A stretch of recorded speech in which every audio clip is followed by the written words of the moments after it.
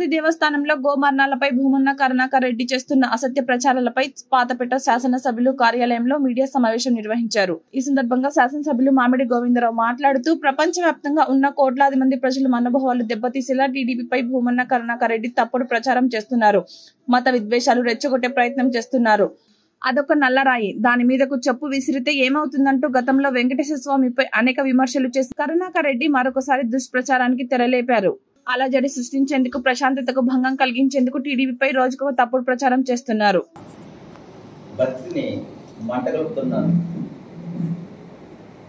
అసలు టీటీడీ దేవస్థానంలో ఇంతకుముందు ఆయన చైర్మన్ గా చేసిన మీ అందరికీ తెలిసిన విషయం.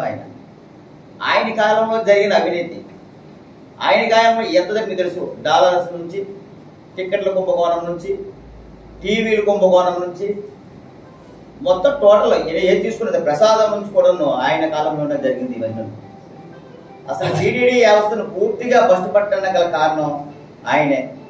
ఈరోజు ఇప్పుడిప్పుడే టీటీడీ వ్యవస్థ గాడిలో పడుతూ ఈ ఆవులు చనిపోవడం విషయం అనేది ఎక్కడో తెచ్చిన ఫోటోల్ని 100 ఆవులు చనిపోయాయి అని చెప్పి నిన్న మళ్ళీ ఒక తెరలేపి ఆ ఎక్కడో ఇక్కడ కాని ఫోటోలు ఎక్కడో కళేబరాల ఫోటోలు తెచ్చి టీటీడీలో చనిపోయేవని చెప్పడం అనేది ఇది హిందూ తాలూకా సాంప్రదాయాలని, మనోభావాలని, ప్రపంచ దేశంలో ఉన్న శ్రీ వెంకటేశ్వర స్వామి తాలూకా భక్తుల తాలూకా మనోభావాలని దెబ్బతీసే విధంగా ఇది కనిపిస్తుంది.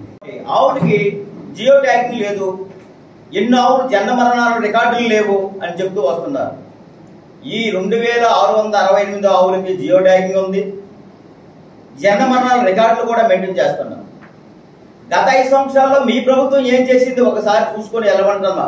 కరుణాకర్ రెడ్డి గారు ఆవుల ప్లేస్ కి మీరు వెళ్ళి గత 5 సంవత్సరాల్లో భక్తులు కూడా చాలా మంది వెళ్ళి ఉంటారు, అక్కడికి వెళ్ళి గోశాలను దర్శనం చేసి ఉంటారు. ఆ గోశాల అప్పుడున్న వసతులు, ఇప్పుడు ఈ ప్రభుత్వంలో వచ్చిన వసతులు ఒకసారి పరిగణలోకి తీసుకోండి. పరిశుభ్రత విషయంలో కానీ, డీసింగ్ విషయంలో కానీ, ఆవుల విషయంలో కేర్ తీసుకున్న విషయంలో కానీ ఒకసారి పరిగణలో తీసుకోవాలని కోరుతున్నాను. మీద బొద్ద జరుగుతున్నారు. గత ప్రభుత్వ పరిపాలనలో 5 సంవత్సరాలు వెనక్కి వెళ్ళిపోయింది. గత ప్రభుత్వ పరిపాలన 5 సంవత్సరాలు పరిపాలనలో 20 సంవత్సరాలు ఆంధ్రప్రదేశ్ వెనక్కి వెళ్ళిపోయింది. కానీ ఇప్పుడు ఈ 10 నెలల్లో ప్రగతి నక్షత్రాలపై నడుస్తూ పెట్టుబడులు వస్తున్నాయి. నిరుద్యోగ నిర్మూలన కోసం సుమారుగా 6 లక్షల ఉద్యోగాలు తీసుకున్నాం. మొన్న డిఎస్సి కోచింగ్ వచ్చింది, డిఎస్సి ఇది వచ్చింది, నోటిఫికేషన్ వచ్చింది.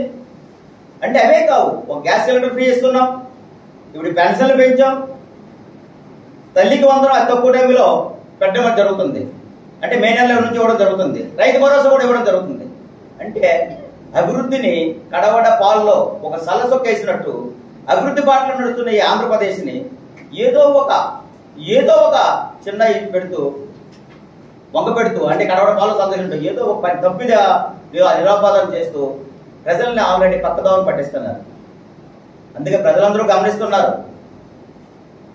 టీటీడీ దేవస్థానం విషయంలో చంద్రబాబు నాయుడు గారు తీసుకున్నట్టుగా, పవన్ కళ్యాణ్ గారు తీసుకున్నట్టుగా, మోదీ గారు తీసుకున్నట్టుగా హిందూ ధర్మం గురించి ఇంకెవరూ తీసుకోలేరు.